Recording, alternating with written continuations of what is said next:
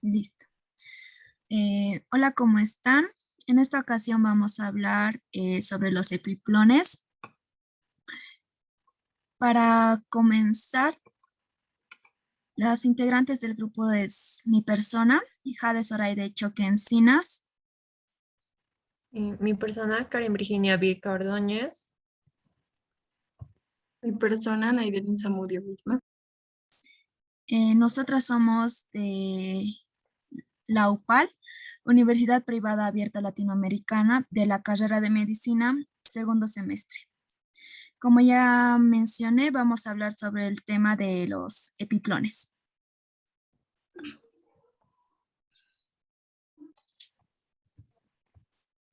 El contenido es epiplón mayor y epiplón menor. Una breve introducción. Los órganos del piso supraumbilical están reunidos unos con otros repliegues conjuntivo-vasculares, tapizados de hojitas peritoneales denominados epiplones. En general se dividen en 4 epiplones: el epiplón gastrohepático, también conocido como epiplón menor, el epiplón gastrocólico, o más conocido como epiplón mayor, el epiplón gastrosplénico y el epiplón pancreático célico. Vamos a hablar más que todo sobre el epiplón mayor y el epiplón menor. Para comenzar con el epiplón menor, es desconocido también como el aumento menor o el epiplón gastrohepático. Es un pliegue peritoneal mucho más pequeño, de forma cuadrilátera, como podemos ver en la imagen. Conecta la curvatura menor del estómago y la porción proximal duodenal con el hígado.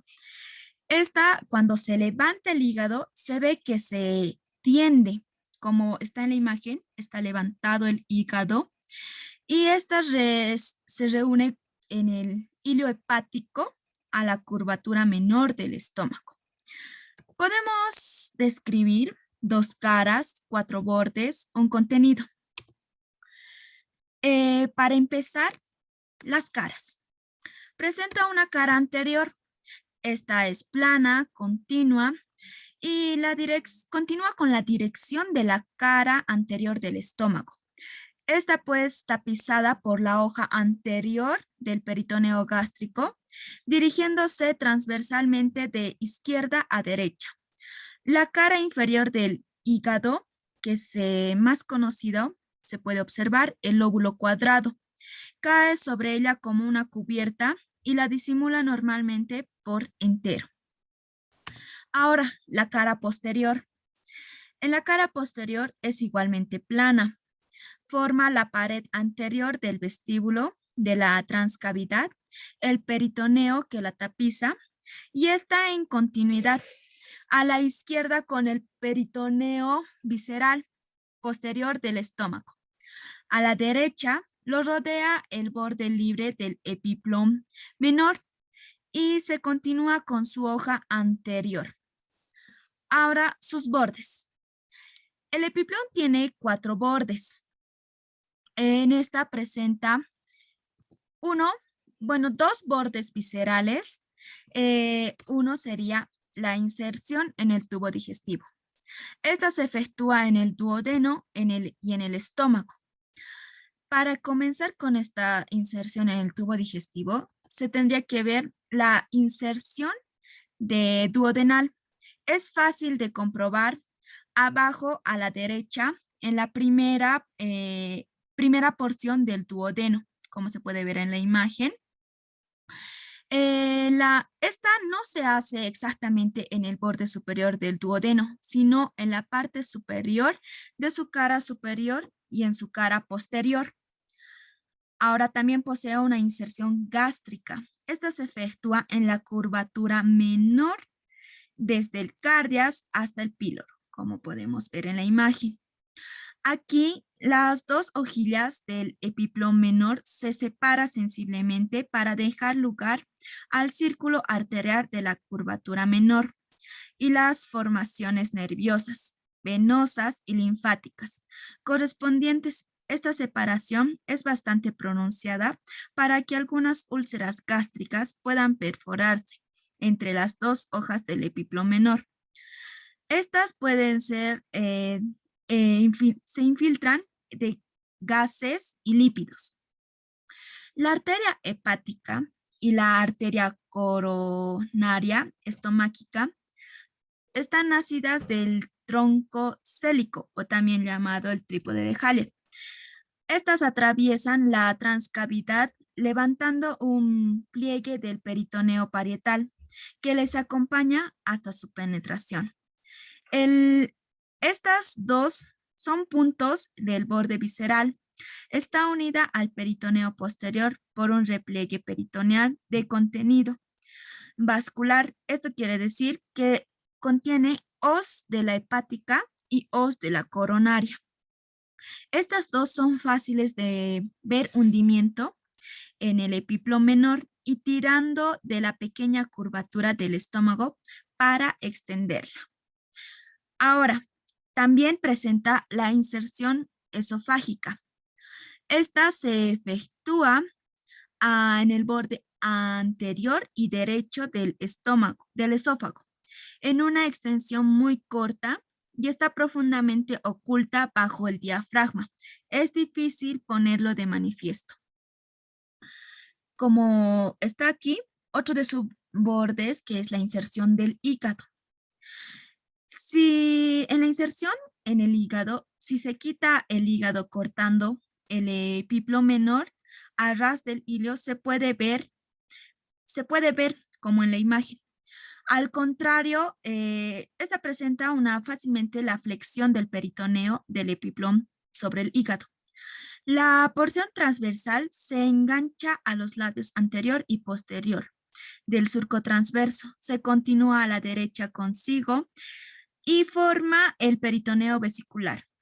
La porción anteroposterior se inserta en ambos labios del surco anteroposterior izquierdo, que está más conocida también por el surco del conducto venoso. Esta se continúa por delante con el peritoneo del ligamento suspensorio y por detrás con el ligamento coronario. La hoja derecha del epiplom se refleja sobre el lóbulo del Spiegel y lo tapiza. Ahora también es un borde parietal.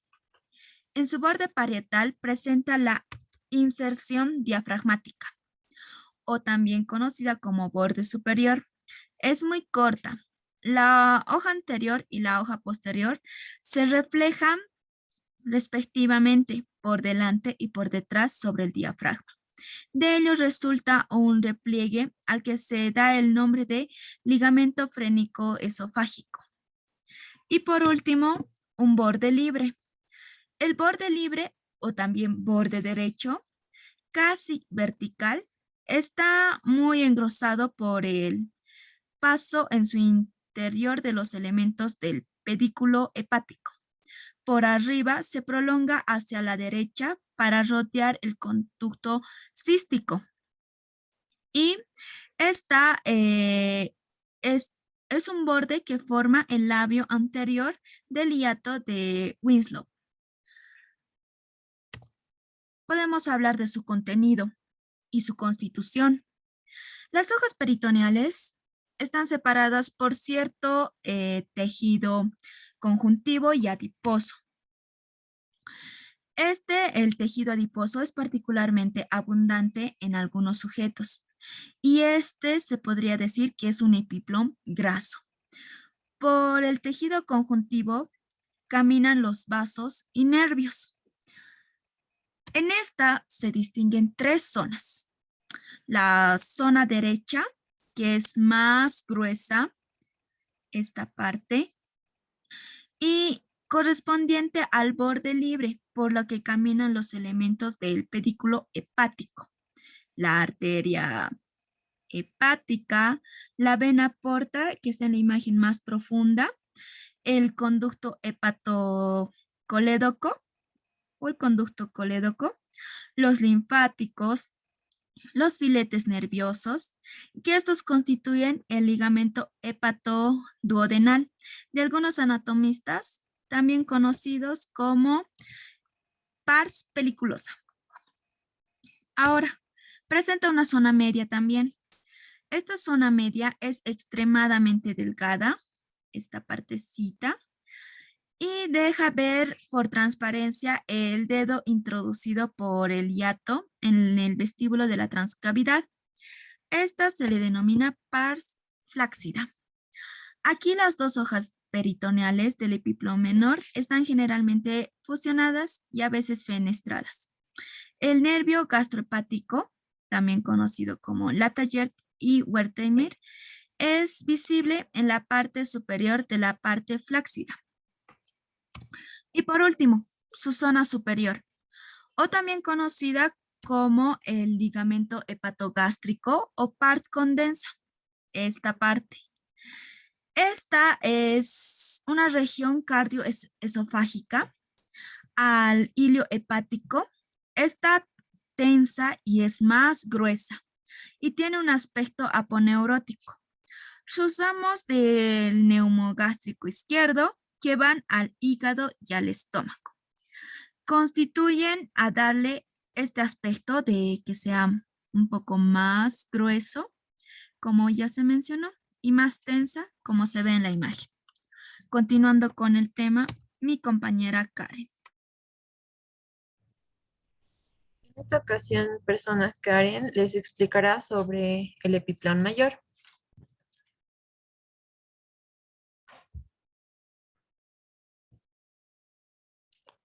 El epiplón mayor, o también llamado aumento mayor o epiplón gastrocólico, es un repliegue del peritoneo que parte de la curvatura mayor del estómago y desciende más o menos en la cavidad abdominal, adhiriéndose al colon transverso. Su aspecto, entre su aspecto tiene una capa ancha que desciende detrás de la pared abdominal anterior y cae delante del paquete intestinal a manera de un delantal. Este delantal será denominado el delantal epiploico. El epiplón mayor es variable según la edad. Puede variar en los niños, ya que en los niños es delgado y transparente y se deja ver los vasos que lo surcan.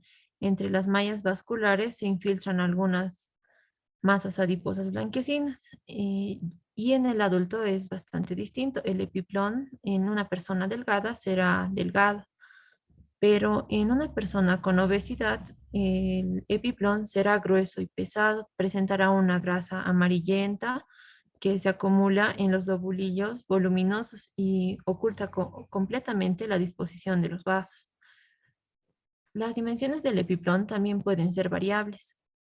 Existen dos tipos externos. El epiplón puede ser corto, simple y de una franja y algunos centímetros de longitud colgada del colon transverso.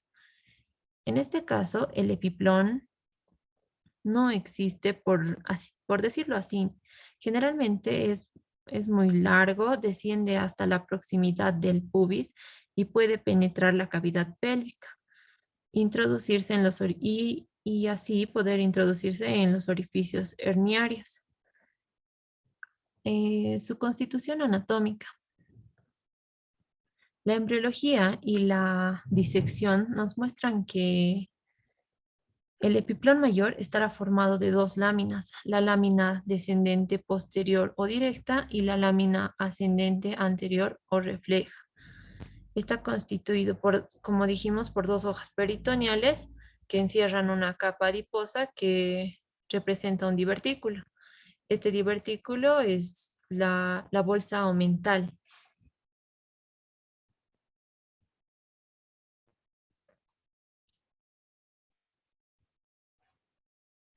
Las inserciones del epiplón mayor tendrá un borde libre.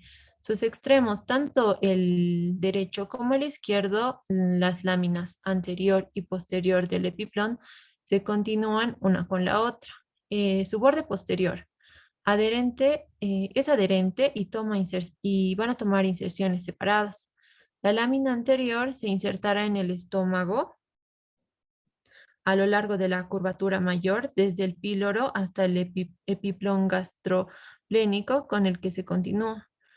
A la derecha, La inserción se prolonga del borde inferior de la primera porción del duodeno y al llegar aquí se detiene, generalmente en el punto por donde pasa la arteria gastroduodenal. La lámina posterior, esta lámina se insertará en el colon en la unión del tercio anterior con el tercio medio de la circunferencia cólica.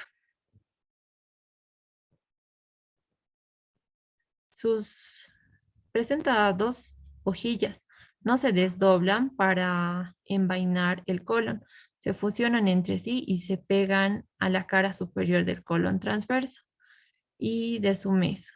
La hoja superior, como habíamos mencionado, presenta dos hojillas. Su hoja superior del mesocolon transverso definitivo es de, del colon transverso. En realidad es una inserción secundaria consecutiva.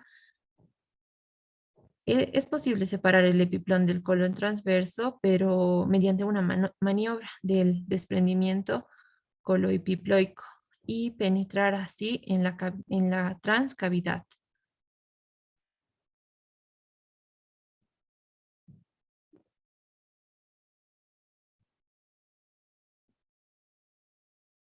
El epiplón mayor presenta una forma cuadrilátera. Tiene un borde superior adherido al estómago.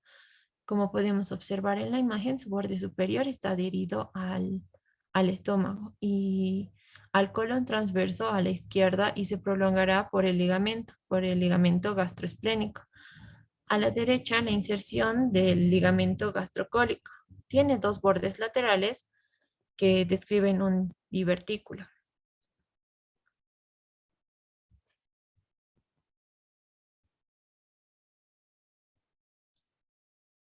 Los vasos del epiplón mayor.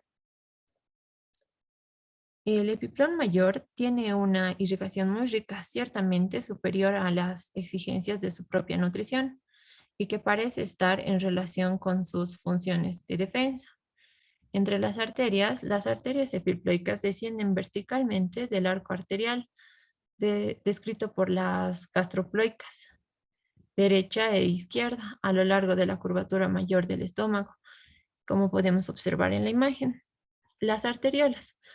De 10 a 15 arteriolas descienden al epiplón mayor y se anastomosan en red. En la imagen también se puede observar la anastomosis de las arteriolas.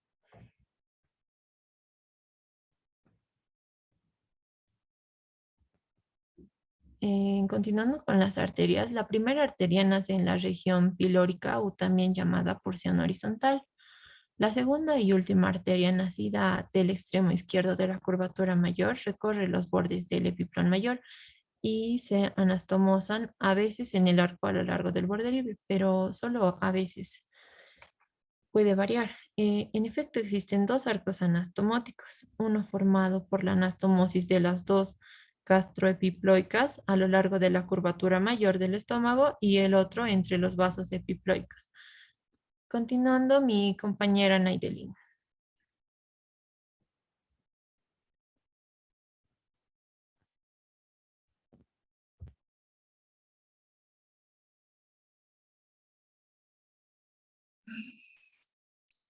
En este esquema nos indica cómo la rotación del estómago arrastra a la izquierda de la cola del páncreas y del mesenterio. Examina en un corte sagital y medio. Eh, la arteria gastropiloica izquierda está comprometida con la lámina posterior del epilio mayor de origen después de haber abandonado los pasos cortos al gran ramo epiploico izquierdo que permanece en el delantal posterior y va a unirse con el gran ramo epiploico derecho para formar el arco subcloico, conteniendo en el ligamento gastrocloico. Existe pues dos arcos, uno subgástrico y el otro subcólico. De los que permanecen las arteriolas. La vascularización de la lámina anterior del epiplón mayor está de este modo asegurada por las dos arterias gastropiploicas que del abdomen. Los vasos filiformes, de los cuales unos son largos, es decir, descienden hasta el borde inferior del delantal epiploico y de los otros cortos agotándose en la parte superior. La dirección de estas arteriolas es vertical y ligeramente oblicua, de derecha a izquierda. La lámina posterior o lámina directa del epilio mayor está irrigada por los vasos que producen de la anastomosis de las dos grandes ramas epiploicas. La vascularización del epiplo mayor. Esta se parte en ramos descendentes, en un nombre variable, que se ramifican en una infinidad de pequeños vasos destinados a los festones del borde libre de la concavidad de la anastomótica parte finos ramos ascendentes que terminan en la porción de la lámina directa. Como se ve, la vascularización arterial de las dos láminas epiploicas queda probablemente tan independiente en el adulto como lo era en el curso del desarrollo. Arco subgástrico de los gastropiploicos de la hoja refleja y arco subcloico en la hoja directa o posterior. Todas las arteriolas son filiformes. Venas.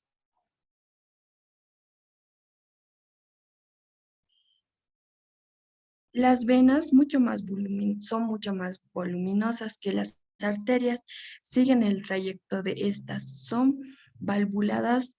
El reflujo es pues imposible. Las venas de la cara anterior desembocan en el arco anastómico de las dos gastroepiploicas, después de haberse unido a menudo 2 a 2 y después de haberse anastomado también a menudo a una y otra parte en las ramas similares y próximas.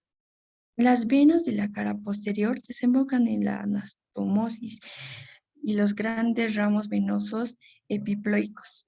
Como se ve, las venas de la hoja anterior terminan directamente en el sistema porta, mientras que las venas de la cara posterior son tributarias del sistema esplénico. El tronco de la vena gastropiploica izquierda, después de haber recibido las venas cortas y el gran ramo epiploico izquierdo, es muy voluminoso. Termina en la vena esplénica después de haber recorrido el ligamento gastroplénico. Está situado en un plano posterior a la arteria. No parece, al contrario de la opinión clásica, que las venas del colon y del mesocolon desemboquen en las venas epiploicas. Las dos formaciones del mesocolon y el epiplo mayor conservan e independizan vascular. Notamos que en la circulación venosa es más importante, mejor dicho, más desarrollada, que la circulación arterial. La cirugía ha utilizado la abundancia de esta red venosa para establecer la derivación sanguínea y constituir el sistema porta accesorio, suturado en el epilio mayor de la pared abdominal. Es la operación del talma preconizada en cierta cirrosis del hígado. Se ha hecho un intercambio igualmente de revascularización del micocardio o del riñón linfáticos.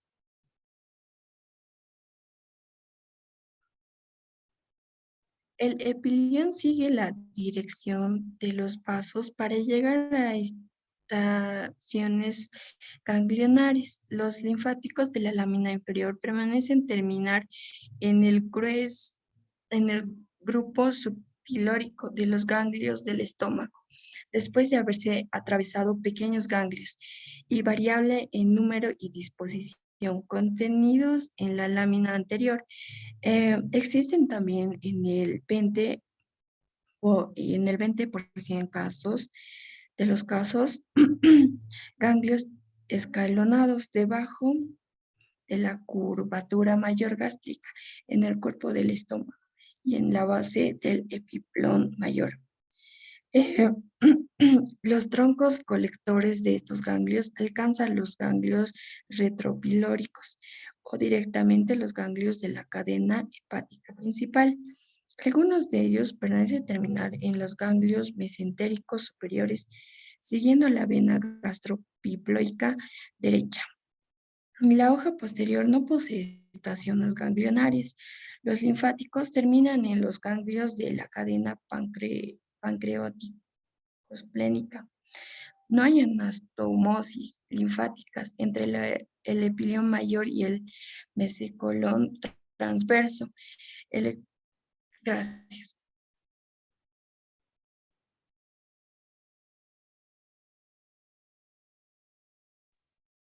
La bibliografía la sacamos del libro Stupla Taller, tomo 4. Las páginas están en las diapositivas. Denle like al video.